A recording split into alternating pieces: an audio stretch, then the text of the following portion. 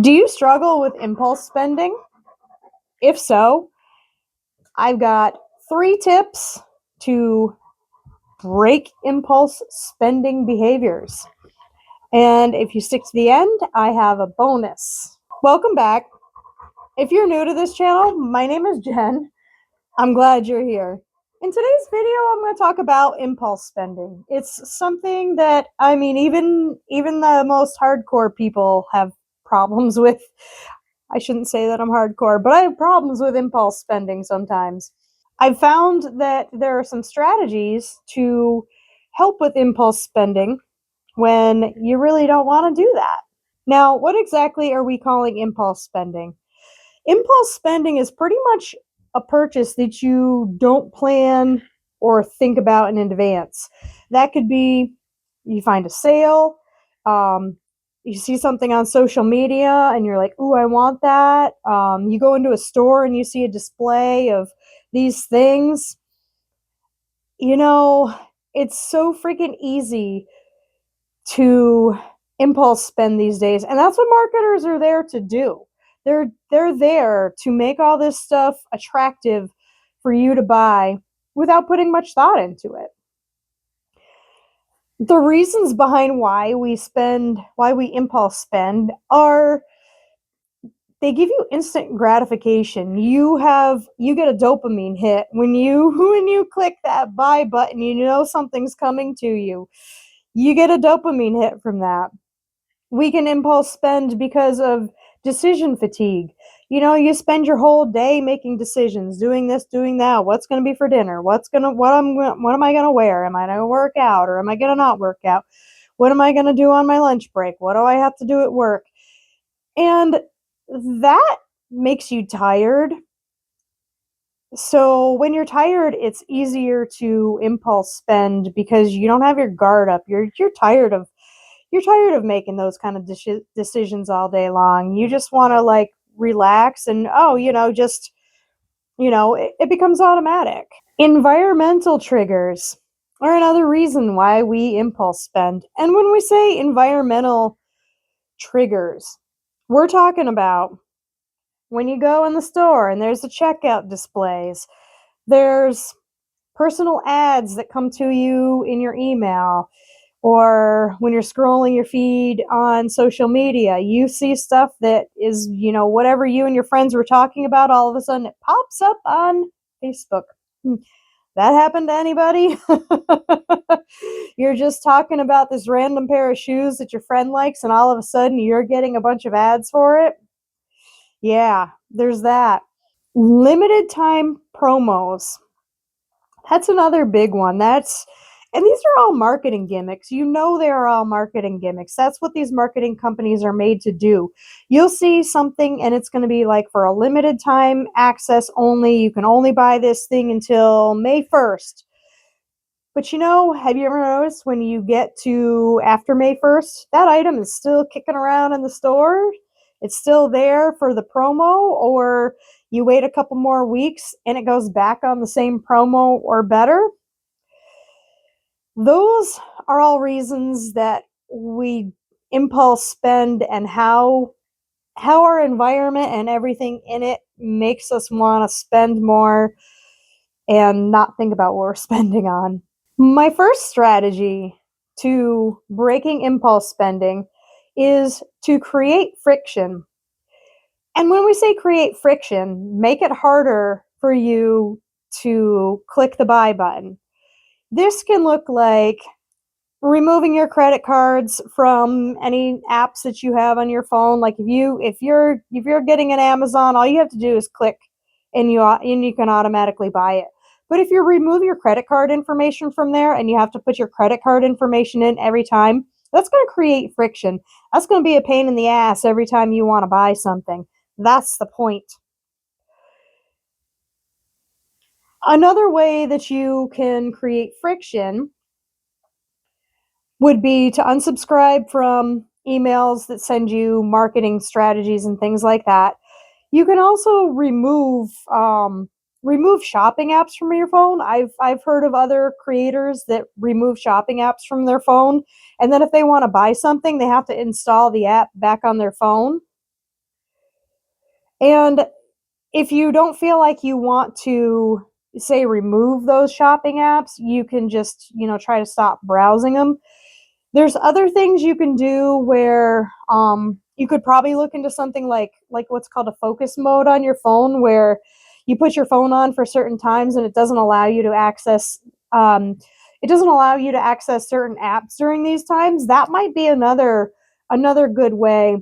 If you know that when you come home from work, you're going to be tired and you want to get on Amazon and look for stuff, block out that time to where you don't have access to, the Amazon app or whatever it happens to be. Strategy number 2 for breaking impulse spending: use a wish list. This is where you just write down a list of stuff that you want to buy. You don't put it in your shopping cart. Write a list. You know what? Put it on paper. Slap it on your fridge. Wish list of things. I think well, I removed it. I don't think I have that list on my fridge anymore. Slowly over time, I've looked at that list and I've been like, do I need an air fryer? Does that really fit what I want? And I cross it off. The same with impulse shopping. If you feel like you want something, put it on a list and then set it somewhere so you can go back and look at it at a later time. That gives you time to mentally think about whether you really want to buy this item or not. The third way to break your impulse spending is to track your spending. Become aware of everything you're spending money on. I do a spending tracker using Excel, and it has more. I made it so that it has a little bit more bells and whistles, but you can do something as simple as just writing on a piece of paper, you spent this much at this store, and just write a few things that you purchased. Something like that. You can do something simple. I have an Excel document where I have all these categories broken down, so I know, there's main things like utility bills and mortgage and truck payment. Those are all ones that are in there. But I also have a section that has things for, say, garden stuff, home improvement stuff, pet stuff. And when I do buy something, or something like say I get dog food or something, I know that that's coming in there. Usually for the dog, I don't have to specify things, but when I do buy things that are an out of the ordinary thing, like a lot of times the gardening stuff, I will attach a note to it and how much and what I purchased, so that I know if I have a month where I have a lot of gardening stuff that I bought, I know that I spent $20 on bales of peat. I spent $12 on seeds. I said, spent this on this. Tracking your spending makes you become more aware of what you're actually spending your money on and where it's going. And when you take a few months to do that, and get into a habit of doing that, and then you can look at that spending over, a month later, go over it and look and see and say, well, think about the things you spent. I spent, $12 on this. Well, how do I feel about that? Was it really worth it?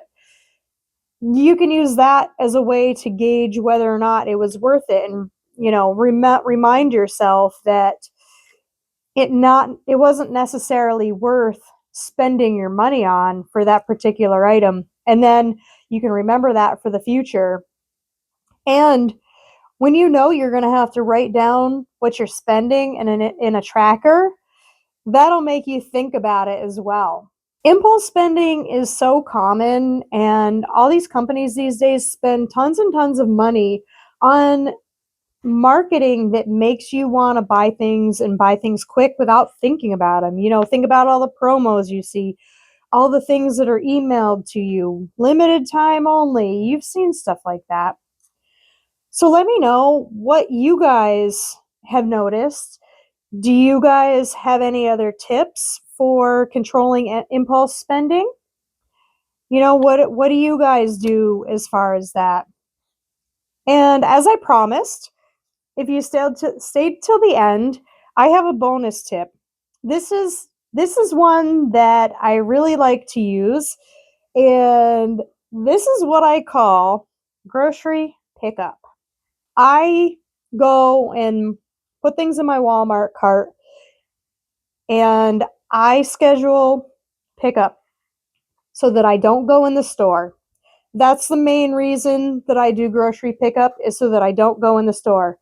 If I don't go in the store, I'm less apt to impulse spend. If I go in that store, I'm going to be walking to the back of that store and looking at the gardening shit. And do I need any more gardening shit right now? No.